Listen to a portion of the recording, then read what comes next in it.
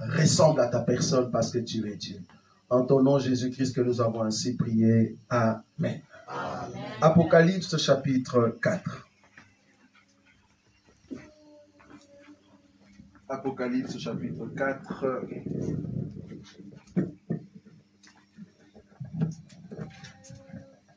Apocalypse chapitre 4. Apocalypse chapitre 4, je lis au nom de Jésus. À partir du premier verset, oui. À partir du premier verset. Après cela, je regardais, et voici une porte était ouverte dans le ciel. La première voix que j'avais entendue, comme le son d'une trompette, et qui me parlait, dit, monte ici, et je te ferai voir ce qui doit arriver dans la suite. Aussitôt je fus ravi en esprit, et voici, il y avait un trône dans le ciel, et sur ce trône quelqu'un était assis. Celui qui était assis avait l'aspect d'une pierre de jaspe et de sardoine. Et le trône était environné d'un arc-en-ciel semblable à de l'émeraude. Autour du trône, je vis 24 trônes, et sur ces trônes, 24 vieillards assis revêtus des vêtements blancs. Et sur leurs têtes, des couronnes d'or. Du trône sortent des éclairs, des voix et des tonnerres. Jusqu'à 5, hein? Oui. Jusqu'à 5. Oui. Devant le trône brûlent 7 lampes ardentes, qui sont les 7 esprits de Dieu. Apocalypse chapitre 21. Chapitre 21. À partir du verset 10. À partir du verset 10. Voire même 9. Commence à partir de 9. Puis, un des 7 anges qui tenait les 7 coupes remplies de 7 derniers fléaux vint et il m'adressa la parole en disant, « Viens, je te montrerai l'épouse, la femme de l'agneau. » Et il me transporta en esprit sur une grande et haute montagne. Et il me montra la ville sainte, Jérusalem, qui descend du ciel, d'auprès de Dieu, ayant la gloire de Dieu. Son éclat était semblable à celui d'une pierre très précieuse, d'une pierre de jaspe, transparente comme du cristal. Parole du Seigneur. Amen. Comme vous le savez, nous continuons notre enseignement sur les 24 vieillards. Et aujourd'hui, je veux maintenant toucher l'aspect de ces 24 vieillards, c'est-à-dire l'Église. J'avais dit la fois passée que les 24 vieillards qui sont tout autour du trône de Dieu, c'est une chose qui sera dans le futur, c'est-à-dire quand nous allons monter, les 24 vieillards constituent au fait le 12 qui sont sortis des 12 patriarches et le 12 qui sont sortis des apôtres. Le fait que tu as reçu l'enseignement des prophètes et des apôtres, si tu vas au ciel aujourd'hui, comprends que tu fais partie de ce 24 vieillards. Maintenant, aujourd'hui, si vous voulez voir cet enseignement, ça se trouve sur YouTube. Aujourd'hui, je vais toucher plutôt l'aspect de cette église. Une église glorieuse que Jean a vue dans la vision. L'ange lui dit, viens, je vais te montrer la femme de l'agneau. Donc, on comprend ici que dans le ciel, jusqu'à présent, il n'y a pas encore les peuples qui sont venus de la terre et qui vont adorer au fait Jésus. Donc Jean va voir maintenant dans une vision à quoi ressemblait cette femme. Parce qu'on lui a dit, viens voir la femme de l'agneau. Mais quand Jean regarde, au lieu de voir une femme, qu'est-ce que Jean voit? Il voit une ville. Une ville sainte, glorieuse. Une ville qui avait l'aspect de jaspe. Vous vous souvenez de l'enseignement de la fois passée sur sardoine et jaspe. Donc Jean va voir, au fait, cette église, ces royaumes, cette cité, Jean le voit comme jaspe. Et ça se trouvait sur la montagne. Et il y a même une écriture qui dit, la ville en question descendait. C'est-à-dire la femme qui descendait. Ça va? Amen. La femme qui descend, en réalité, ça sera lors de millénium. Ça, vous le savez. C'est-à-dire la femme qui va descendre, il va descendre avec la gloire de son époux, c'est-à-dire Jésus, pour régner sur la terre. Or, en réalité, c'était une ville sainte qui descend d'auprès de Dieu. C'est ce que la Bible dit. Maintenant, nous ici, nous voulons nous tarder par rapport à la qualité la qualité de cette ville, la qualité de ce peuple-là, la qualité de 24 vieillards. La fois passée, je vous avais dit, l'une des qualités de 24 vieillards, c'est d'abord le cheveu. Le cheveu en question, ce n'est pas le cheveu que tu as sur la tête. Le cheveu en question, c'est la gloire que le 24 vieillards ont. C'est-à-dire, nous avons la gloire et la maturité sur nous, et c'est ça qui fait de nous, en fait, vieillards. Et j'avais dit que l'homme du vieillard, on doit le respecter. Je vous ai donné l'écriture. Pourquoi? Parce que c'est une personne qui viendra du ciel et qui va régner sur terre. Donc, ces personnes-là sont différentes. Et la troisième, c'est la robe. La robe et le couronne. Ça montre que nous sommes revêtis de Christ. Ce sont des bonnes œuvres. Vous voyez? C'est ce qu'on avait vu la fois passée. Mais aujourd'hui, nous voulons voir maintenant la qualité de l'ensemble de ces 24 vieillards qui forment une ville. Ça va? La Bible dit ici, martèle que l'aspect de cette ville était comme une pierre précieuse. Et la pierre précieuse en question, c'était la pierre jaspe. Or, je vous ai dit la fois passée que, on peut le lire rapidement, donc Apocalypse, chapitre 21 toujours, parce que tout à l'heure, tu t'es limité au niveau de verset combien? C'était 11, voilà. Maintenant, on peut prendre par exemple, à partir du verset, on descend, donc on continue la lecture, tu peux continuer, dans 12. Apocalypse 21, à partir du verset 12. Elle avait une grande haute muraille. Elle avait 12 portes et sur les portes 12 anges. Et, excusez-moi. Elle avait une grande et haute muraille. 12 noms écrits, voilà. Ceux des 12 tribus de fils d'Israël. Vous avez vu ça. Donc il y a les 12 noms de fils d'Israël. En ce qui concerne le muraille, dans la ville qui descend, il y a 12 noms de fils d'Israël. Ok, on continue. À l'Orient, 3 portes au nord, 3 portes au midi, 3 portes à l'Occident, 3 portes. Ça, c'est toujours Israël. Ça va? On continue. La muraille de la ville avait 12 fondements. Écoutez. Et sur eux, les 12 noms des 12 apôtres de l'agneau. Vous avez vu ça? Donc, on a le 12 patriarches, c'est-à-dire les 12 noms de fils d'Israël. Et de l'autre côté, on a le fondement qui porte en fait le nom de 12 apôtres. C'est pas que dans le ciel ou dans ce royaume-là, on va voir le nom des apôtres, non. Cela veut dire que le peuple qui constitue cette ville-là, c'est le peuple qui vient de 12 apôtres, en d'autres termes, le fondement. Je ne sais pas si vous voyez ça. Amen. Et les 12 portes en question pour Israël, si tu veux entrer dans la vie, tu dois avoir en fait l'enseignement de 12 patriarches. Donc le 12 patriarches plus le 12 fondements font 24, ce qui fait le 24 vieillards. Je ne sais pas si vous voyez ça. Oui, on continue. Celui qui me parlait avait pour mesure un roseau d'or, afin de mesurer la ville, ses portes et sa muraille. Prends le verset 19. Verset 19. Le fondement de la muraille de la ville était orné de pierres précieuses de toute espèce. Vous avez vu ça? Le fondement était au fait de pierres précieuses. Or, je vous ai dit la fois passée, que ce soit les portes ou que ce soit le fondement, toutes étaient au fait avec de pierres précieuses. C'est ça, non? Parce que vous vous souvenez que les 12 pierres qui forment Israël, on nous a dit dans le livre d'Exode que c'était des pierres, on a commencé par sardoine jusqu'à, au fait, à jaspe. Maintenant, on va voir aujourd'hui, maintenant, en ce qui concerne le fondement, les noms, quelles sont les pierres? Est-ce que ce sont des pierres précieuses ou pas? Verset 19, tu peux répondre. Le fondement de la muraille de la ville était orné de pierres précieuses de toute espèce.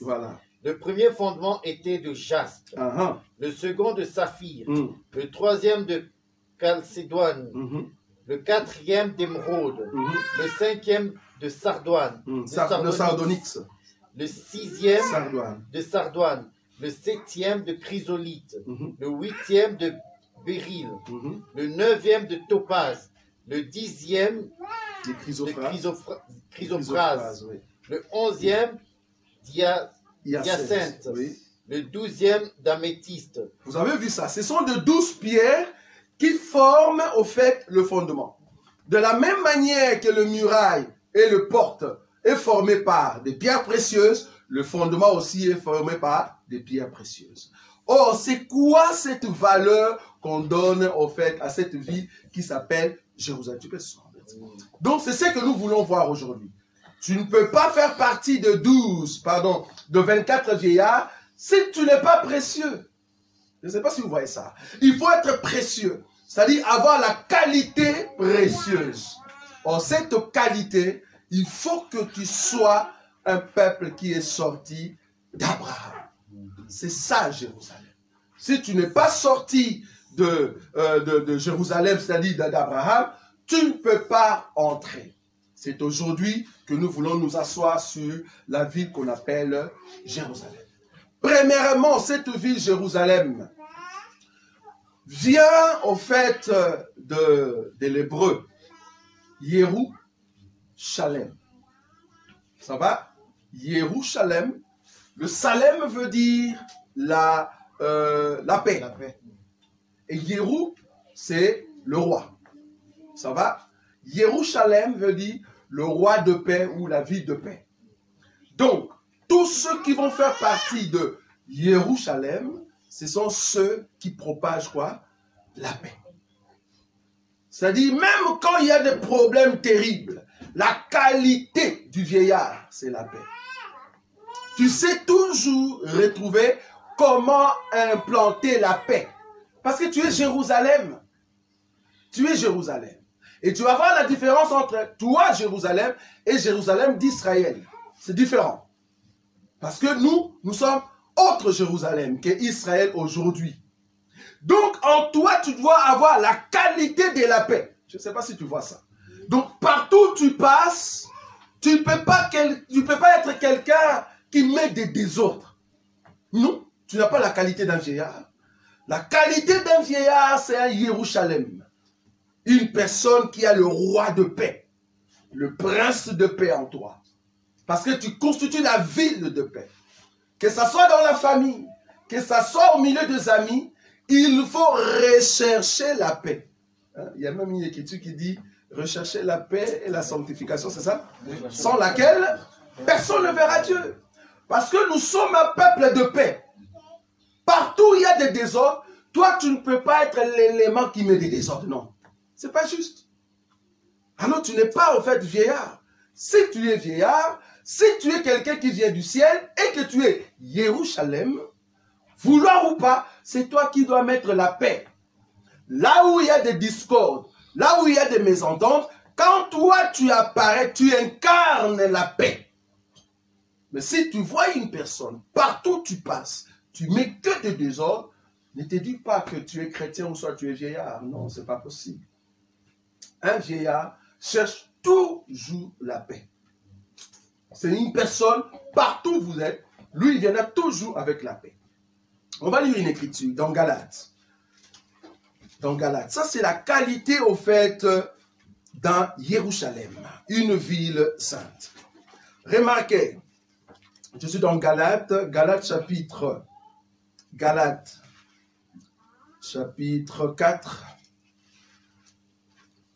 Galates chapitre 4. On prend le verset 24. Galates chapitre 4, verset 24. Oui, et puis tu descends. Ces choses sont allégoriques, car ces femmes sont deux alliances. L'une du mont Sinaï enfantant pour la servitude, c'est Agar, car Agar, c'est le mont Sinaï en Arabie, et elle correspond à la Jérusalem actuelle, qui est dans la servitude avec ses enfants.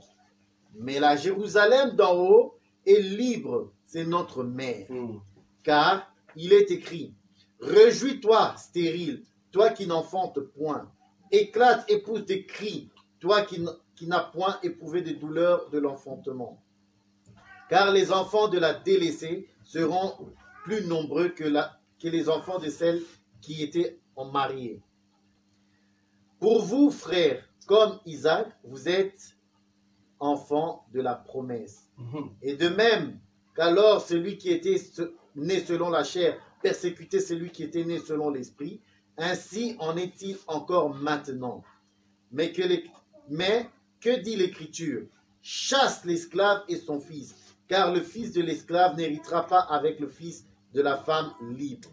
C'est pourquoi, frères, nous ne sommes pas des esclaves, mais de la femme libre. Vous avez vu ça?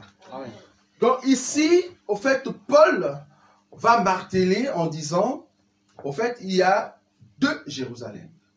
Nous avons Jérusalem terrestre, qui est au fait Israël d'aujourd'hui.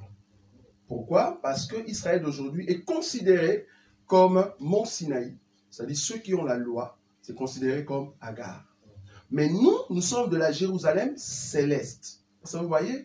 Quand on dit Jérusalem céleste, c'est le peuple des cieux. C'est ce que Dieu avait dit par Abraham. Il a dit à Abraham, compte le sable de la terre. Abraham dit, je ne peux pas. Dieu lui dit, compte maintenant les étoiles, si tu peux. Abraham a dit, non, je ne saurais pas. Dieu dit, telle est ta postérité. Donc, la postérité d'Abraham, c'est la postérité de sable, terre et les étoiles célestes. Les étoiles, ce sont des corps célestes.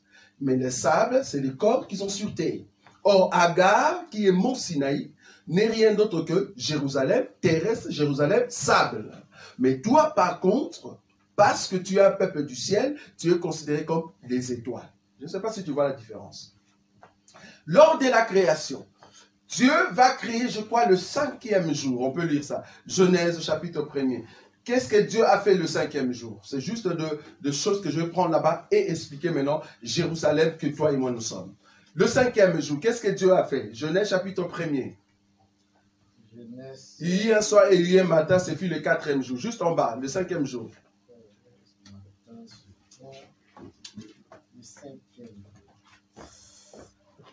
Après l'écriture, là où on a dit hier soir et hier matin, c'est puis le 4e jour. Maintenant, juste en bas. Dieu dit. Oui. Le 5e jour. Oui. Dieu dit, Genèse 1 à partir du verset 20. Voilà. Dieu dit que les eaux produisent en abondance des animaux vivants. Écoutez. Et que les oiseaux volent sur la terre vers l'étendue du ciel. Voilà. Dieu créa les grands poissons et tous les animaux vivants qui se meuvent et que les eaux produisirent en abondance selon leur espèce. Parole du Seigneur. Amen. Écoutez bien. Dieu va créer le poisson dans l'eau et le même jour, il crée aussi les oiseaux. Leur objectif, c'était quoi? Il crée les oiseaux pour voler au-dessus de la terre dans l'étendue du ciel. Donc, le 5e jour, Dieu va créer deux sortes des animaux, c'est-à-dire le poisson et les oiseaux. Or, les oiseaux, c'est tout animal qui peut descendre sur terre, c'est vrai, marcher sur terre, c'est vrai, mais à chaque fois qu'il y a l'obstacle, qu'est-ce qu'il fait? Il vole. Mais les poissons, non. Le poisson peut toujours rester dans l'eau. Il ne peut pas voler dans les airs, dans le ciel. Mais les oiseaux peuvent venir même dans l'eau. Parce que vous avez vu des oiseaux qui vont dans l'eau, mais après, ils continuent à voler. Ça va? Par exemple, les canards. Donc, nous avons les oiseaux qui sont des animaux qui peuvent être dans l'eau, mais en même temps voler. Mais les poissons, non. Or, les poissons, c'est le peuple de la terre. Vous voyez ça? C'est le peuple de la terre qui ne peuvent pas monter. Mais par contre, toi, un oiseau, tu es sur terre aujourd'hui, mais quand le son de la trompette va sonner, Dieu va permettre que tes ailes sortent, et c'est comme ça que tu partiras. Parce que tu es un oiseau, le peuple du ciel.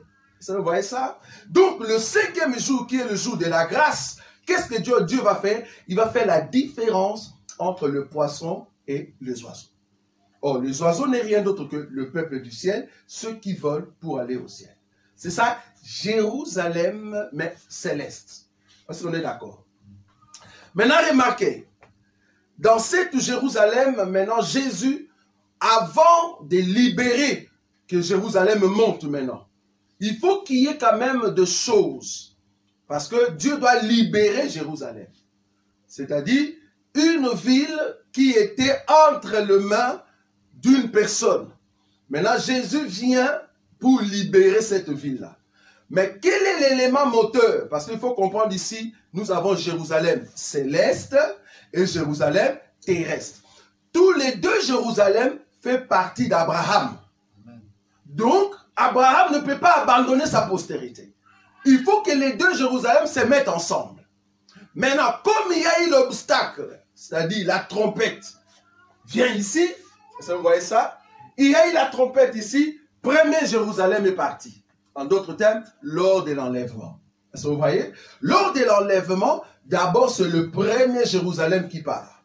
Et ce Jérusalem-là, ce n'est pas Jérusalem d'Israël aujourd'hui, non. C'est tous ceux qui ont accepté l'enseignement de Jésus-Christ. Or, aujourd'hui, en Israël, on n'y croit pas encore que Jésus, c'est lui le Mashiach. On n'y croit pas. Mais nous, nous croyons parce qu'il nous a donné la révélation de comprendre qui il est. Alors, il nous a donné son esprit. C'est par son esprit que nous allons monter. Est-ce que vous voyez cela? Et puis, Dieu a trouvé en nous l'espèce qu'on appelle la paix, le Yerushalem. Dieu trouve ça en nous parce que lui-même est paix. C'est lui le roi de paix. Et c'est comme ça qu'il va attirer tous ceux qui ont la paix. Parce que le roi de paix, aujourd'hui, assis sur son trône, quand il vient pour chercher tous ceux qui possèdent sa sémence, il vient le chercher comme un aimant. Est-ce que vous voyez? Lui ayant la paix, avec la puissance de sa gloire, il va rechercher sur la terre tous ceux qui ont la paix. Et c'est comme ça qu'il va nous attirer. Donc, tu ne vas pas forcer. Dieu doit trouver en toi que tu as la paix. Et c'est comme ça que tu partiras. Mais si tu n'as pas la paix, tu ne partiras pas. Tu ne fais pas partie de vieillards, le 24 vieillards. Il faut avoir la paix. Et cette paix, c'est la nature, la personne de Jésus en nous. Et nous le recevons par le biais de l'enseignement. Donc, le premier Jérusalem monte ici, lors de l'enlèvement, parce que ça, c'est le temps de la grâce. Et c'est la fin du temps de la grâce. Et qu'est-ce qui se passe? Remarquez, on va prendre une écriture, parce que c'est là-bas qu'on explique comment est-ce que Jésus va rassembler les deux Jérusalem. Mais je prends l'écriture plutôt dans le livre Luc. Luc chapitre 19. Écoutez bien cette histoire, c'est une histoire que tu connais, mais remarquez comment est-ce que je vais l'expliquer ici pour comprendre la valeur que Jésus donne aux deux Jérusalem. Écoutez, je suis dans le livre de Luc chapitre 19, je prends le verset 29. Je lis au nom de Jésus. Lorsqu'il s'approcha de Bethphagée, Luc chapitre 19, le verset 29. Oui. C'est ça? Oui. Wow, ok, on y va. Lorsqu'il s'approcha de Bethphagée et de Béthanie, vers la montagne appelée Mont des Oliviers, Jésus envoya deux de ses disciples en disant, « Allez au village qui est en face. Quand vous y entrerez, quand vous y serez entrés, vous trouverez un anon attaché sur lequel aucun homme ne s'est jamais assis. Détachez-le et amenez-le. Si quelqu'un vous demande, pourquoi le détachez-vous? Vous lui répondrez, le Seigneur en a besoin. Ceux qui étaient envoyés allèrent et trouvèrent les choses comme Jésus leur avait dit. Comme ils détachèrent l'anon, ses maîtres leur dirent, pourquoi le détachez-vous l'anon? Ils répondirent, le Seigneur en a besoin. Et ils amenèrent à Jésus l'anon sur lequel ils jetèrent leurs vêtements et y firent monter Jésus. Quand ils furent en marche, des gens étendirent leurs vêtements sur le chemin, et alors, déjà, il approchait de Jérusalem. Vers la descente de la montagne des Oliviers, toute la multitude de disciples saisis de la joie se mit à louer Dieu à haute voix pour tous les miracles qu'il avait vus. Il disait, béni soit le roi qui vient au nom du Seigneur, paix dans le ciel et gloire dans les lieux très hauts. Quelques pharisiens du milieu de la foule dirent à Jésus, Maître, reprends tes disciples. Il répondit, je vous le dis, s'ils s'étaient, les pierres crieront. Amen. Vous connaissez cette histoire? Tu peux t'asseoir. Vous connaissez cette histoire et vous avez une image peut-être dans le film, tout ça. Ce que Jésus faisait, c'était au fait le calendrier qu'il plaçait. C'est un calendrier qu'il était en fait en train de placer. Remarquez, il était sur le mont des Oliviers. Mont des Oliviers veut dire il était sur la montagne. On est d'accord.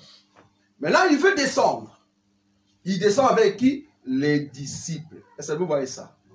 Ils étaient sur la montagne, il descend avec les disciples. Il veut descendre en fait. Il veut descendre avec les disciples. Mais avant de descendre, il dit à ces deux de ses disciples, allez entrer dans la ville. C'est-à-dire, vous descendez. Est-ce que vous voyez ça? Vous deux là, descendez, parce que nous on descend. Mais vous deux d'abord, allez d'abord nous précéder. Descendez, entrez dans la ville. Vous trouverez un anneau. Dans notre écriture, tu trouveras l'ânesse et l'anneau. Alors, vous allez prendre l'anneau. L'anneau, cet anneau-là, vous allez le prendre et vous allez le détacher. Parce que l'anneau était lié. Vous voyez ça?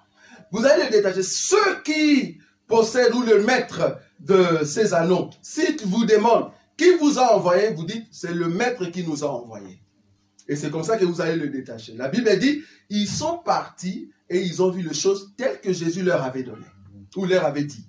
Et c'est comme ça qu'ils ont détaché l'anneau et ils ont amené l'anneau vers Jésus. Mais quand ils sont arrivés tout près de Jésus, qu'est-ce qu'ils ont fait? Avant que Jésus monte, ils ont pris leurs habits. Ils ont pris leurs habits, ils ont mis sur l'anneau pour que Jésus monte dessus.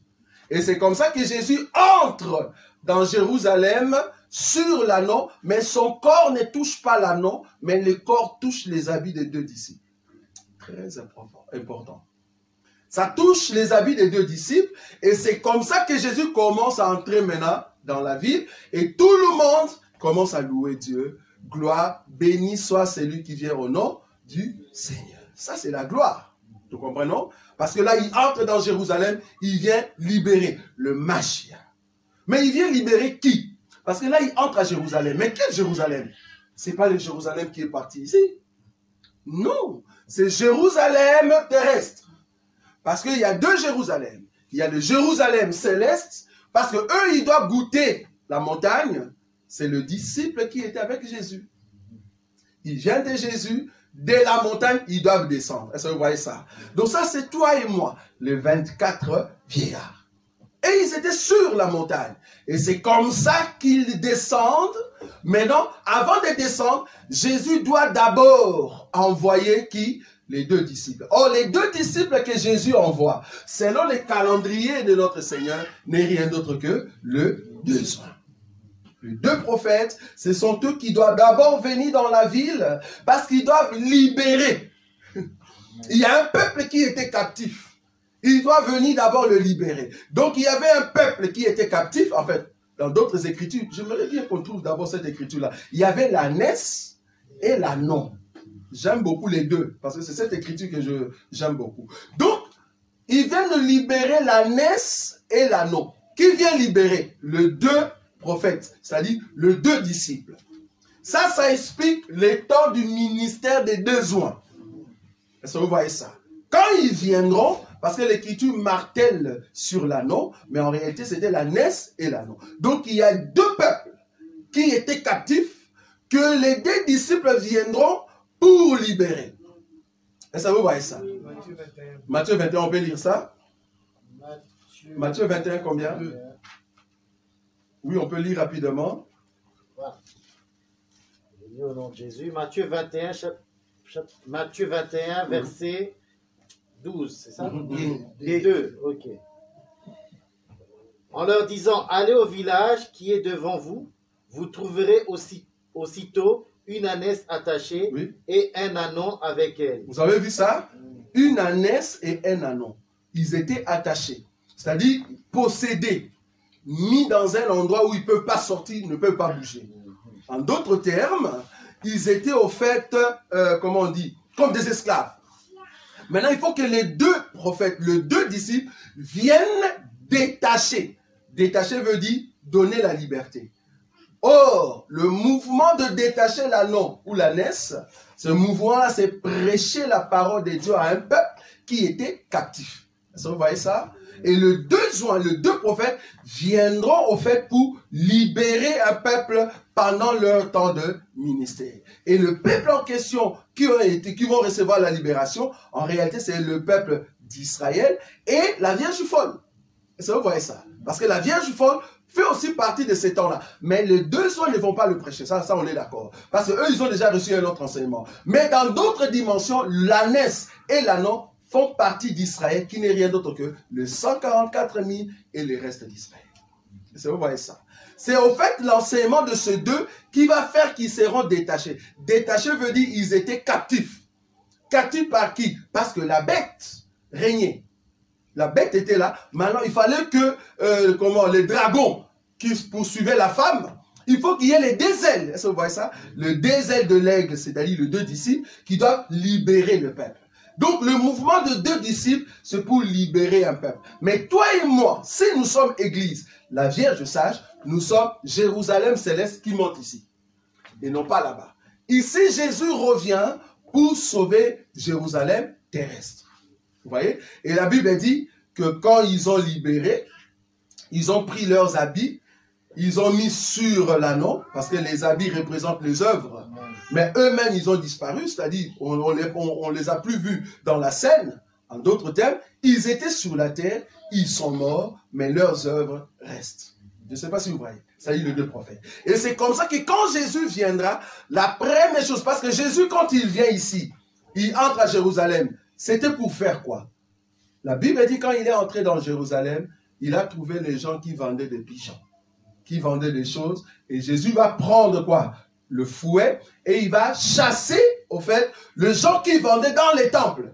Parce que vous avez fait le temple de mon Dieu un endroit de commerce, tout ça. C'était ces moments-là. Donc, il entre à Jérusalem dans la gloire, mais arrivé dans Jérusalem même dans les temples, il chasse ceux qui vendaient. En d'autres termes, dans la révélation, quand Jésus va descendre pour venir sauver Jérusalem, alors qu'il avait déjà envoyé les deux prophètes, quand il va descendre, il vient pour nettoyer Israël. Vous voyez ça? Le but, c'est venir nettoyer Israël. C'est ce qu'on appelle expiation. Il doit nettoyer la saleté que la bête a mis. Et c'est comme ça que la Bible dit, il va prendre la bête et il va prendre le faux prophète, il va les jeter vivants dans les temps de feu, et il va prendre les dragons Satan et il va le mettre dans la prison. Ça, c'est nettoyer. C'est ce que Jésus fait avec le fouet. Vous voyez? Il chasse ceux qui vendaient parce qu'ils ont mis la saleté dans les temples. Donc, ça va se passer lors de la révélation. Jésus viendra pour chasser le faux prophète, chasser, au fait, la bête, et en même temps prendre les dragons et les mettre dans la prison.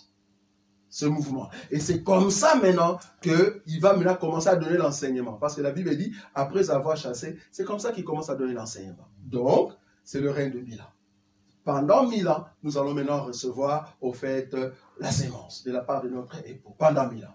Donc là, on comprend, c'est le mélange des disciples qui viennent maintenant à Jérusalem pour écouter la parole dans les temples.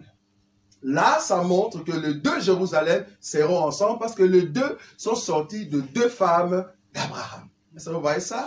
Le fait que nous, toi et moi, nous sommes sortis d'Abraham parce que la Bible dit qui sont réellement les véritables juifs. Parce que le juif terrestre, c'est par la circoncision. Mais si toi, un juif terrestre, tu as la circoncision dans le corps, mais tu ne mets pas en pratique ce qui est la parole de Dieu, à quoi est-ce que tu es juif? Mais si maintenant c'est lui qui est païen, il met en pratique la parole qui est dans ton livre, qui est dans ton Torah, bien qu'il n'a pas reçu la circoncision, qui va aller au ciel? Est-ce que vous voyez ça? Donc là, on nous montre, il y a la circoncision de la terre et la circoncision du ciel qui est la circoncision du cœur. Vous voyez? Or, toi et moi, nous avons reçu la circoncision du cœur. C'est là-bas que Paul dit, le véritable juif, c'est celui qui a la circoncision au niveau de son cœur. Mais c'est quoi cette circoncision? Parce qu'en réalité, la circoncision, c'est quoi? C'est-à-dire, un enfant est né avec un corps qui cache la véracité de sa force. Mais cependant, quand il va recevoir la circoncision, il faut qu'un homme nouveau sorte. C'est-à-dire un corps qui était caché à l'intérieur. Vous comprenez ce que je dis? Amen. Donc, une personne qui a reçu la circoncision au niveau de son cœur, si nous ne voyons pas l'homme nouveau, tu n'as pas été circoncis. Amen. La circoncision, on doit voir le corps qui est caché à l'intérieur. On doit voir un nouveau homme. On doit voir que les choses anciennes sont passées. Toute chose est devenue nouvelle. Parce que tu es Jérusalem. Ville de paix. Mais en toi, on voit les sémences de l'ancienne vie. En toi, on voit tout ce qui était antique. En toi, on voit cette femme-là qui était il y a 10 ans. Mais tu viens quand même à l'église. On se demande, est-ce que tu as été circoncis? En toi, on voit toujours l'homme qu'on a connu il y a 15 ans. Mais tu te dis chrétien. Donc, quelque part, la circoncision n'est pas passée. Parce qu'il faut que la parole puisse te circoncilier. Si la circoncision de la terre, c'était par le couteau, aujourd'hui, le couteau qui circoncie nos cœurs, c'est la parole de Dieu. Amen. Et cette parole change nos cœurs. Vous voyez ça? Donc nous avons besoin de cette circoncision si nous voulons aller au ciel. Parce que tous les 24 vieillards, ce sont des hommes qui ont reçu la circoncision. Parce que tu ne peux pas être appelé 24 vieillards si tu ne reçois pas la circoncision du cœur.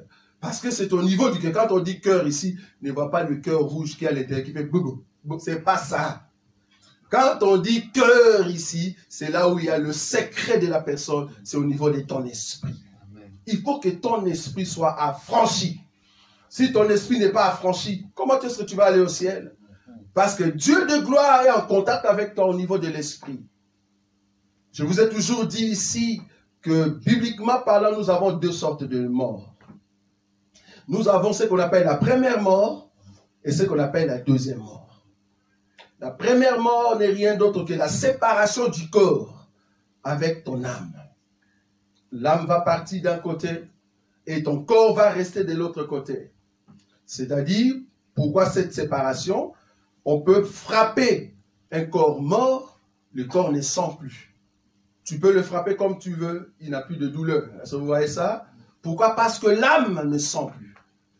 En réalité, si toi, tu n'es pas encore mort en Christ, à chaque fois qu'on va te taper, cela prouve que tu es encore vivant. En réalité, en Christ Jésus, nous mourrons. Tout ce qui est passant de la chair meurt. Mais si toi, à chaque fois qu'on te touche, tu sens le feu, c'est-à-dire que tu es encore vivant. Tu n'es pas encore mort en Christ. Or, le vieillard doit mourir en Christ. Parce qu'il a déjà atteint la maturité. Le désir de la chair, il n'a plus besoin. Avant, il était fort, il marchait lui-même. Mais à un moment, comme Jésus l'a dit, maintenant tu peux te ceindre toi-même, tu peux mettre la ceinture toi-même, mais il y aura des jours qui viendra, une autre personne mettra la ceinture sur toi. C'était une prophétie que je crois sur Pierre. Vous voyez? Cela prouve que quand on devient vieux, on n'a plus de désir. Mettre la ceinture ou pas, c'est pas ça l'importance. L'important c'est que je veux me reposer. Vous voyez? Je veux me reposer, je suis déjà vieux. Quand tout le monde bouge le corps pour danser, toi tu dis, mais je n'ai plus ce corps-là. Il suffit que je bouge seulement, j'ai un problème de nerf sciatique, je vais tomber. C'est un vieux ça. Il ne peut pas bouger trop fort, il a un problème au niveau de ses os. Parce qu'il n'a plus la force. Donc, si tu es vieillard, tout ce qu'on apporte comme insulte, attaque, considère-toi comme un mort.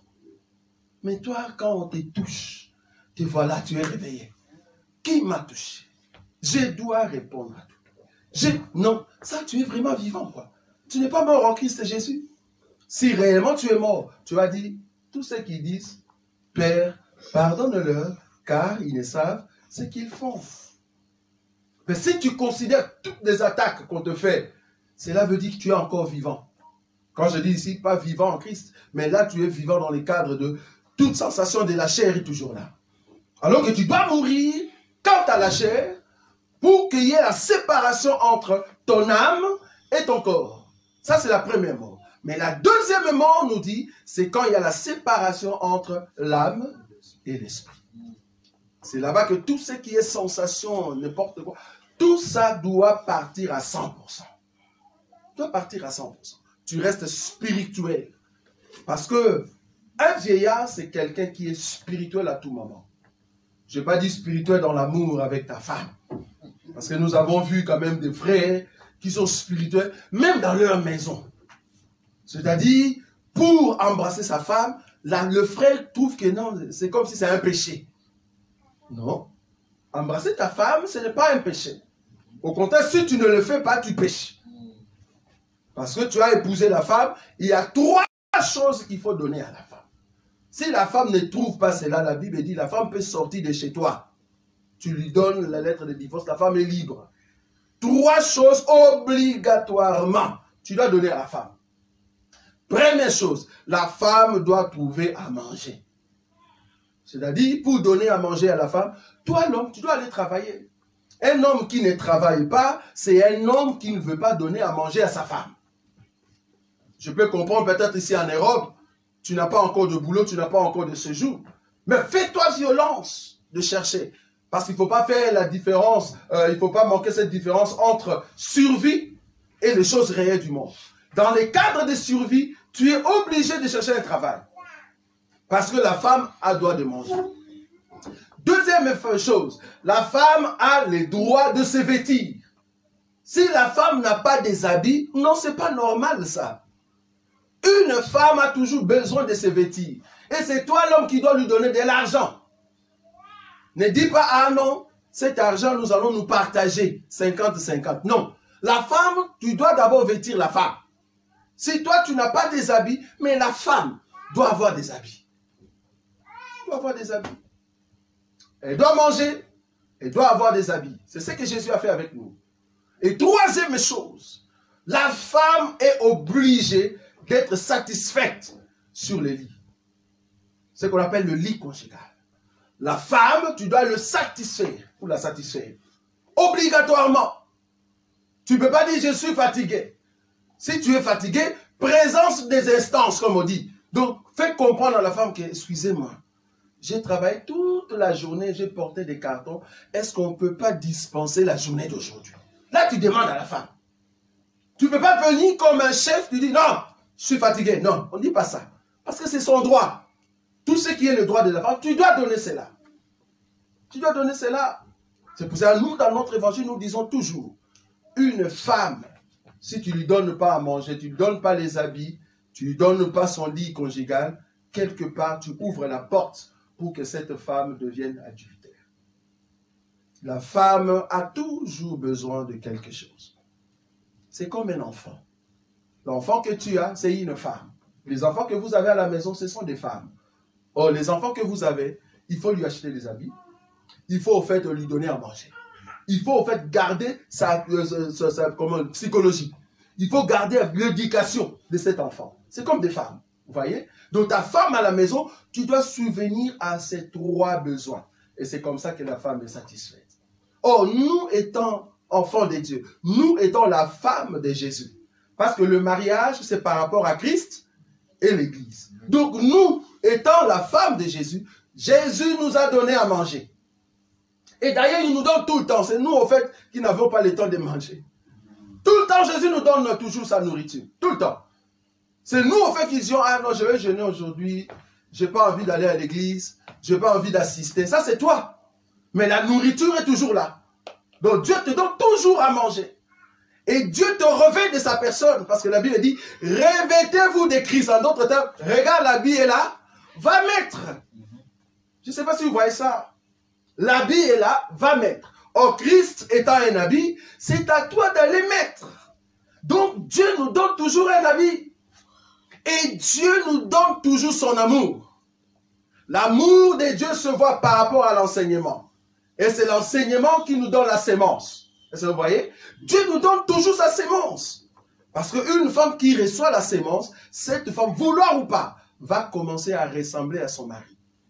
C'est pour ça que vous voyez de couples, là où l'homme et la femme, ils ont fait 30, 40, 50 ans. Remarquez, des gens vont dire, vous vous ressemblez. Pourquoi? Parce que excès de recevoir la sémence de son mari. Ça, vous voyez? Cette sémence, ce n'est pas seulement dans la chair ou dans les relations sexuelles, c'est aussi la parole. Plus tu éduques ta femme, plus la femme va commencer à te ressembler. C'est-à-dire ta façon de rire, ta façon de sourire, ta façon d'entrer dans un endroit, de marcher, donc de mouvement. Parce que vous êtes deux personnes qui vivent ensemble, ça fait 40 ans. Ça fait 40 ans que vous êtes ensemble, vouloir ou pas, la femme va te ressembler. Et les gens vont dire, vous vous ressemblez. Oui, c'est vrai. Parce que la personne qui est à côté de moi, c'est une personne qui reçoit ma sémence. Or, si nous appartenons à Jésus, nous devons ressembler à Jésus. Nous sommes la femme de Jésus. Si tu veux aller au ciel, il faut ressembler à Jésus. Pourquoi? Parce que nous sommes frères et sœurs. Jésus, c'est notre grand frère. Il nous a épousés étant petite sœur. Et nous ressemblons à la sémence de notre papa. Donc si tu ne ressembles pas à Jésus, on se dit, est-ce que tu es Jérusalem? Non. Tu ne peux pas être Jérusalem si tu ne ressembles pas à Jésus. Donc, nous devons rechercher la paix avec tous. Même avec toi-même. Il y a des gens qui font des discussions avec lui-même. Donc tu es devant le miroir. L'enseignement te dit, non, ne mets pas trop de rouge à lèvres. Mais toi, tu as ça. Comment je vais mettre ça? Parce qu'une personne qui se rebelle contre elle-même, c'est une personne, au fait, qui va vers la destruction. La personne doit avoir l'enseignement et doit avoir sa chair. La chair lui dit, écoute, là, on va dans une fête. C'est samedi. Tu vas danser comme un fou jusqu'à 4 h du matin. Et là, tu vas rentrer à la maison, tu te reposes. L'enseignement te dit, oui, c'est bien d'aller dans une fête et danser. Mais est-ce que tout ce que tu vas faire là-bas, est-ce que ça glorifie ton époux spirituel? Tu ne trouves pas que si tu danses jusqu'à 4 h du matin, alors que le culte commence à 10 h, est-ce que tu sauras te relever? C'est pour cela qu'il y a des gens qui privilégient au fait la fête, les samedis. Tu restes dans une fête, là où il y a des païens. Ils ont mis leur musique. Ils dansent comme des fous. Ils dansent à moitié nus. Toi, tu es là, tu le regardes. Et plus grave encore, si on te filme, on voit ton pied bouger quand même. On se dit, mais attendez, messieurs, tu es dans une fête de païens. C'est vrai qu'on t'a invité par politesse, je viens, mais en fait, te donner mon invitation. Mais tu ne peux pas rester là-bas pendant 3 heures. Qu'est-ce que tu fais là-bas? C'est une fête de païens. Une fête où on va danser, manger et boire. Qu'est-ce que toi tu regardes? Tu regardes les dos de filles alors. Parce que là-bas, il y aura des habits bizarres. Parce que c'est le royaume. Des habits où on voit tout le dos. Des habits où les femmes ne mettent pas leur soutien. Des habits où leur poitrine est nue. Et toi, qu'est-ce que tu regardes? Toi, un enfant de Dieu. Toute la soirée, tu es dans une fête. Jusqu'à 4 5 h du matin. Et puis, le matin, il faut venir à l'église. Et voilà, tu es fatigué. Tu ne sais pas entrer. Tu ne sais pas entrer dans la gloire de Dieu. Mais tu détruis toi-même ta personne. Tu vois, là, tu auras des combats en toi-même. Parce qu'un enfant de Dieu qui est discipliné et qui aime Jésus va se dire, je veux privilégier la journée de demain dimanche. Donc, je ne peux pas rester ici longtemps. Je viens me montrer comme respect dans ta fête, mais écoute, je ne vais pas traîner parce que demain j'ai culte. Tu sors. Tu sors. Mais on te comprend.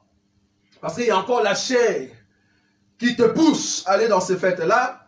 Tu veux quand même montrer à tout le monde que la mèche que tu as sur la tête, quand même tu l'as achetée à 300 €. Donc je ne veux pas faire 30 minutes quand même. Il faut que tout le monde voie. Parce que les femmes connaissent ça. Cette mèche-là, on est dans des 400. Tu vois la robe là, on est dans des 500. Donc comme elle est là, on est au-delà de 1500. Tu n'aimerais pas rester quand même 30 minutes. Ça c'est la chair. Tu veux rester et bizarrement, tu fais trop de tours. Tu ne vas pas aux toilettes. Ça c'est faux. Quand tu vois une personne qui bouge tout le temps dans des fêtes là, c'est pour montrer ses habits. Et montrer comment elle est belle. Et la personne se lève, va aux toilettes. Aux toilettes, c'est juste pour voir le miroir. Est-ce qu'il y a encore de sueur? Est-ce qu'il y a encore... Et puis la personne rentre. Mais qu'est-ce que tu es parti faire là-bas? Donc on comprend que la façon que tu t'es levé dans une fête, c'était pour que tout le monde voie comment tu es habillé. Ça, c'est la chair. C'est vraiment la chair. Il ne faut pas donner accès à la chair, bien-aimé. Un monsieur m'a dit, frère, ces derniers temps, on te voit toujours en bagne. J'ai dit, alors? Tout le temps, quand tu me voyais en costume, tu ne m'as jamais dit « Waouh, tu es toujours en costume. » Tu ne disais rien du tout. Maintenant que je suis en panne, est-ce que ça dérange? Ah, mais c'est trop simple. J'ai dit « Et alors? La simplicité, ça ne tue pas. Ce n'est pas parce que tu mets des costumes de chair. Ça, c'est vraiment être congolais. Quoi. Donc, il faut mettre des costumes trop chers. Voilà, des chaussures trop chères. Mais tu donnes l'impression d'avoir quelque chose. Là, ça s'appelle paraître. Tu parais, tu n'as pas. Et le monsieur en compte, il n'a même pas 2000 €. Mais c'est un monsieur qui s'achète des habits de 1500, c'est-à-dire son salaire de 3 mois est parti pour les habits. Juste pour qu'on voie, voilà, je suis en Europe, voilà, je m'habille bien. Ça, c'est la chair. Ça, c'est la chair. Tu n'es pas Jérusalem. Jérusalem, c'est une personne qui sent, comme on dit, la paix dans son cœur, l'intérieur. Ça te donne la joie de vivre la parole de Dieu. Mais si tu n'as pas cette joie, tout ce que tu fais, c'est de la chair. Ce n'est pas difficile de reconnaître que telle personne, c'est un enfant de Dieu. Ce n'est pas difficile. Nous savons le voir. C'est tout dans des fêtes. Oh, que Dieu nous donne une fête. Ou soit que Dieu m'envoie dans une fête que toi, tu ne savais pas que j'allais venir. Je vais te demander, sœur, frère, comment tu es habillé comme ça? Comment? Comment tu es habillé comme ça? C'est presque à moitié nu là. Ça ne va pas. J'ai vu des gens, de frères qui se disaient frères, qui parlaient en langue, qui prophétisaient, mais qui va dans une fête, il fait baisser son pantalon jusque là, et il nous fait voir ces boxeurs, c'est quoi? Mais attendez, frère, c'est pas toi qui prophétises là-bas. À partir de je ne prophétise plus. Tu nous donnes des mauvais esprits. Comment est-ce que le Saint-Esprit qui te donne la prophétie là-bas, c'est le même Saint-Esprit qui te dit, montre-nous tes boxeurs. Ça va pas? Donc quelque part, il y a des gens qui sont charnels. Or, être charnel, c'est pas Jérusalem. Jérusalem, c'est une personne qui a la paix. Parce que tu as la sémence du roi. Toute personne qui a la sémence du roi, tu dois ressembler au roi. Parce que tu manges sa sémence.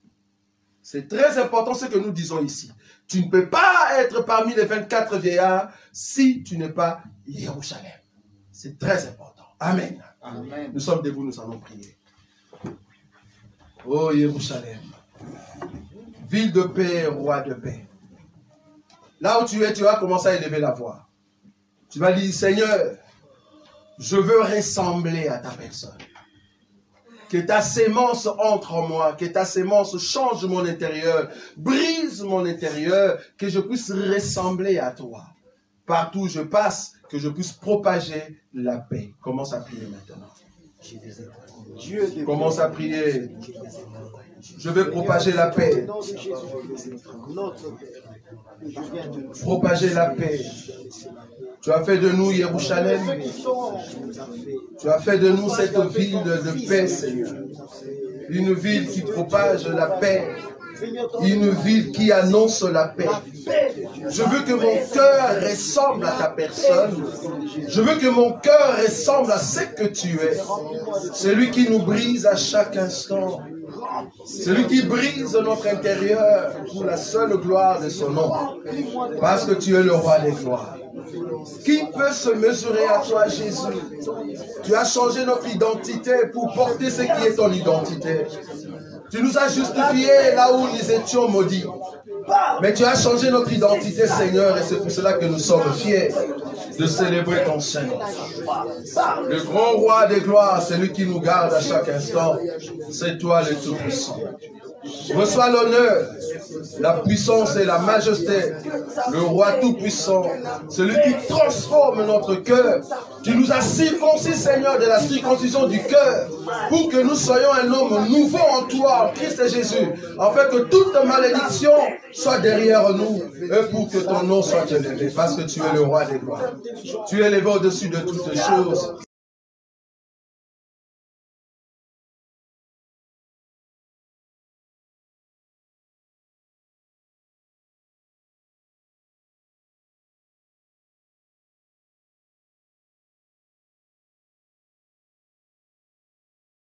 Nazakomata ngai, nga nazakomata.